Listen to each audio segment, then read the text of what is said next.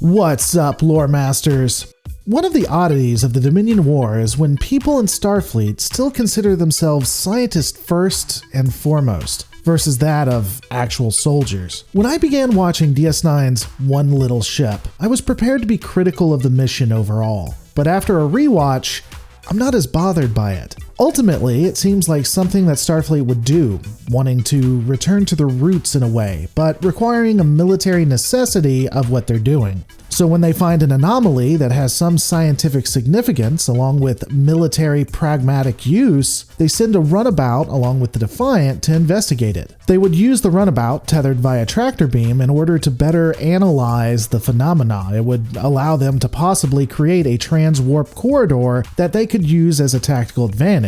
However, they're also studying something that hasn't been observed before. It's logical and would fit both purposes. Though, Kira finding it funny when she thinks of men who are extremely small may be unfortunate for Odo, but that's another more erotic video we could discuss. What I will be critical of, however, is how the Defiant didn't pick up a Jem'hadar warship on its long-range sensors, nor really prepared for the possibility that a Jem'hadar warship might be there. Given what we've seen in this war, it really feels like long-range sensors are more theory than something that actually works. And yeah, I know, the dialogue tries to wave this off by making it seem like they had no way of knowing. They state that it was impossible that you could know that the Jem'hadar were coming from a specific side of the anomaly. But for that to make sense, a couple of things had to happen. First, the Defiant would have had to be around the anomaly for a while. Certainly when they were coming up on it, they would have been able to detect the enemy until they got right next to the phenomenon. Additionally, if they knew that there was going to be a way that could mask the warp signature, then they could have put buoys or other ships there to protect the Defiant. If they didn't know that, then they weren't going out of their way to make sure that everyone was protected. This is a time of war, and they are not looking at worst case scenarios when having a lone ship by itself. Seriously? I mean, honestly, the only reasonable deduction here is that Starfleet didn't account for sitting next to something that would allow them to be blindsided when they could have had drones or other ships there, like I've stated, and all this while in the middle of a war with an alien species that has always had an edge when it comes to weaponry. This is just top of the top minds in Starfleet right now, folks, the best they have. My rant aside, though, the Defiant would be caught off guard and take one hell of a beating. In what is my opinion, Sisko makes a tactical mistake here as well. He keeps the Defiant prone and allows it to be constantly hit so that he can try to maintain the tractor beam on the runabout. While I'm not saying it's something to be taken lightly, the first thing that should have happened was the sacrificing of the Rubicon. The Defiant itself should have come to full alert, went to impulse, and tried to fight off the Jem'hadar fighter. If they were caught completely off guard and couldn't defend themselves, they should have ran like hell. The Defiant and its crew are more important than the Rubicon.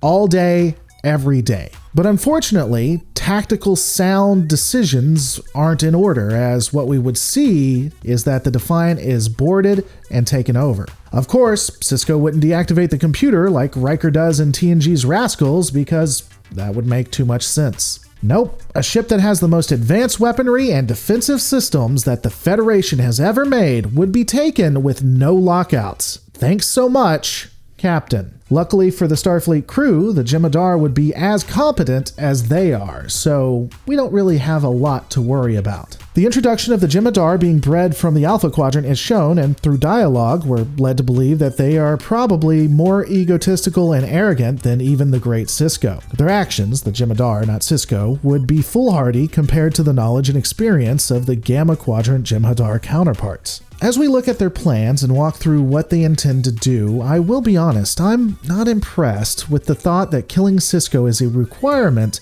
in order to keep the ship secure. Dialogue from both the Gamma Quadrant Jem'hadar and Sisko indicates that Sisko should have been killed, but I disagree. The captain is a high-level Starfleet officer and space Jesus to the Bajorans, of which the Jem'hadar know. Having him in their prisons would mean that the Bajorans would do anything to get him out, including joining the Dominion, and they would get all of his tactical knowledge. If they need him removed from the field, from the game, put him in his own room or just keep him knocked out for as long as you need.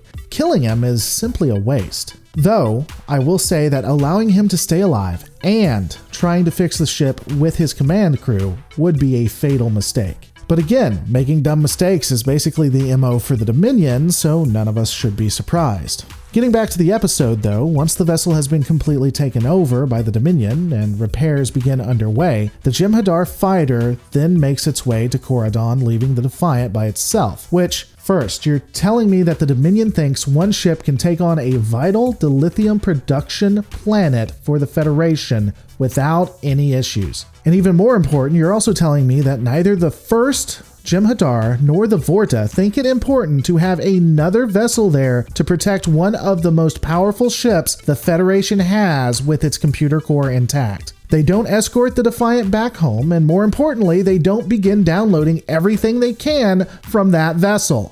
Really? Really? You have got to be kidding. This is ridiculous. You have a Federation computer core with all of the vital information on the Defiant and possibly the Federation. Why would you not take that first? Now, let me be honest a second. I know I've been critical, but I do enjoy some aspects of this episode and the lore. I do enjoy the back and forth between the Second and Sisko, and the attempts by Sisko and his crew to retake the ship, while pretending to fix it so that it can get back to Dominion space. It's really intense and really well done. While I won't be doing a beat for beat of the episode, and that's for another series coming up, I will say that, again, it's a pretty solid story, even if there are some things that don't make a lot of sense. I enjoy the feel of the episode. It does show that they still have people who are science officers who want to go out and find new civilizations and new people, but they are also soldiers, and that would come first. It also showed a natural evolution of the Dominion to make Alpha Quadrant Jem'hadar and how a scenario of what would happen if the crew were caught unaware. Unfortunately, I don't think we'd ever see something like this again, and in the next few episodes, we will see how Starfleet treats someone who could have saved thousands of lives, but chose his booty call over winning a war, and we're going to be introduced to Section 31. I'll see you guys on the next Lore Reloaded.